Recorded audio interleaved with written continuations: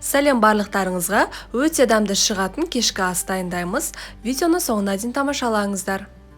Ең алдымен біз қамырын дайындап аламыз. Ол үшін жылы суға дәміне қарай тұз салып, бір жұмыртқамызды салып, жақсылап араластырамыз. Ұнымызды аз-аз мөлшерден сала отырып, қамыр илейміз. Біздің қамырымыз қатты болмау керек, және де қатты жұмсақ болмау керек. Орташа мөлшерде болып шығады, бетін жауып тындырамыз. Оға дейін салмасын дайындаймыз. Тартылған ет, яғни фаршымызға пиязымызды, қара бұрыш, тұзды салып араластырамыз. Біздің қамырымыз дайын болды. Енді қамырымызды жайып шығамыз. Өте жұқалау қылып жаюға тырысыңыздар, яғни мантының қамырын қалай жаясыздар, бұның да қамыры дәл солай жайылады. Енді барлық қамырларды кесіп шығамыз.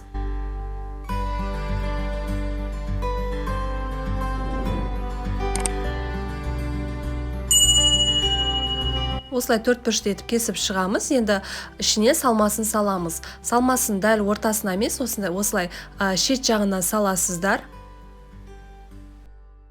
Видеода көрсетілгендей орап шығамыз. Барлығын дәл осылай дайындаймыз.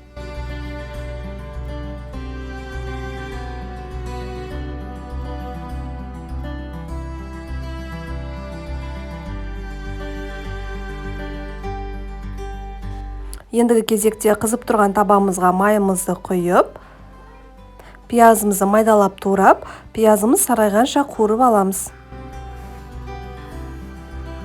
Осылай сарғайып шығады.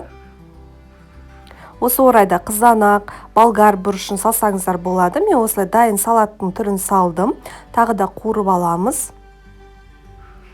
Үстіне картоптарымызды салып шығамыз. Картоптарды барынша ірілеу қылып турауға тырысыңыздар. Ендігі кезекте осылай түйілген қамырларымызды салып шығамыз.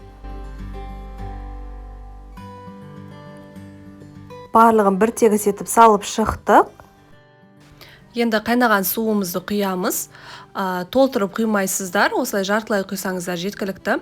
Қайнап шыққаннан соң асты өте баяу отта 25-30 минуттай пісіріп аламыз. Мінекей біздің тағамыз дайын болды. Дәміне қарай көкпияз, ақ желкен салсаңыздар болады. Достар, осы тағамды дайындап көруге кеңес беремін. Өте дәмді болып шығады. Сіздерге ұнайтынына сенімдімін. Отбасыларыңызға осылай өте дәмді тағам дайындап беріңіздер. Достар, менің каналыма тіркелмесеңіздер тіркеліп, лайк басып, комментарий қалдыруды ұмытпаймыз. Сіздермен қоштаспаймын. Келесі видеода кездескенше астарыңыз дәмді болсын.